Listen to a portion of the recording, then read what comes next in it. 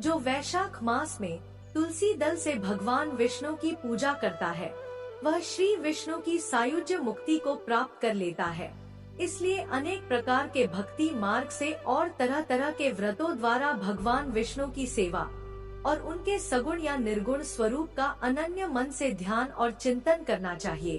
अब जानिए वैशाख मास में पीपल और तुलसी जी के सींचने के नियम और महत्व के बारे में।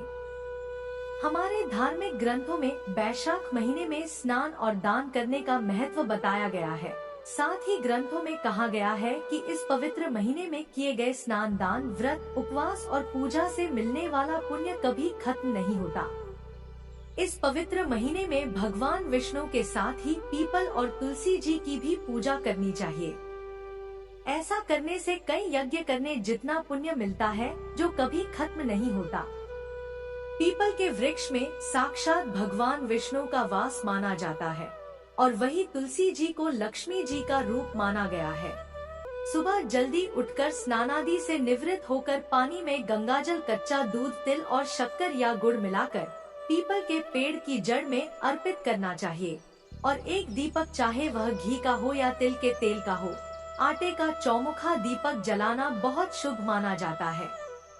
आटे का ना हो तो मिट्टी का दीपक भी आप जला सकते हैं। ऐसा करने से भगवान विष्णु की कृपा प्राप्त होती है।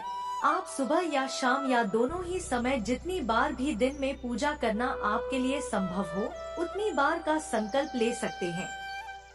चाहे तो केवल शाम का या फिर केवल सुबह का संकल्प ले सकते हैं।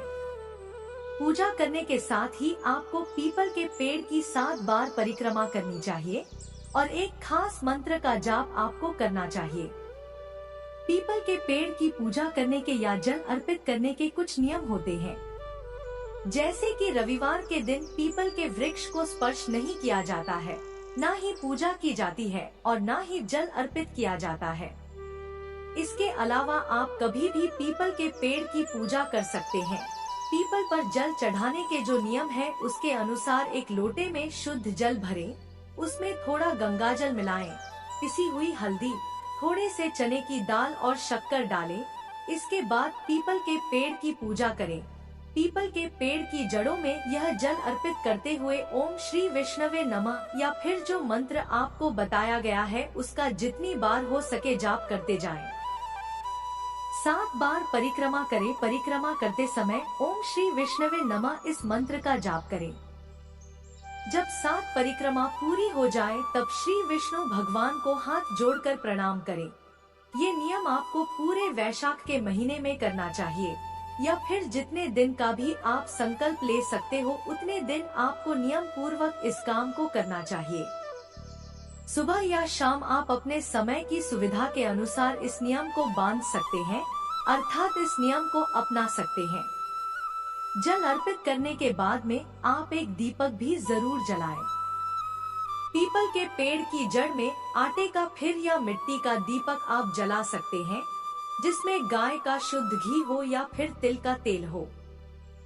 शनिवार के दिन सरसों के तेल का दीपक जलाना शुभ माना जाता है। इसी प्रकार से वैशाख के महीने में तुलसी जी की पूजा भी की जाती है। जैसे आप कार्तिक के महीने में तुलसी जी की पूजा करते हैं और दीप दान करते हैं, उसी प्रकार का नियम आप वैशाख मास में भी अपना सकते हैं। हर दिन सुबह स्नान करने के बाद तुलसी जी के पौधे में जल अर्पित करना चाहिए और ओम श्री विष्णवे नमः और ओम सुभद्रा नमः, ओम सुप्रभा नमः इन मंत्रों का जाप करते हुए तुलसी जी के पौधे में जल अर्पित करें। एक दीपक जलाएं। वैशाख मास में आने वाले जितने भी गुरुवार हैं, उनमें और पूर्णिमा के दिन तुलसी जी के पौधे में हल्दी मिश्रित जल अर्पित करना चाहिए। लेकिन ध्यान रखें, अगर गुरुवार के दिन एकादशी पड़ रही हो तब आपको यह नियम नहीं अपनाना है, क्योंकि एकादशी के दिन तुलसी जी के पौधे में जल अर्पित नहीं किया जाता है। उम्मीद है यह जानकारी आपको पसंद आई होगी। तो यह थी हमारी आज की वीडियो अच्छी लगी हो तो प्लीज लाइक जरूर कीजिएगा। मिलते हैं कल दूसरे अध्याय के साथ। तब तक लिए जय श्री कृष्णा, राधे राधे।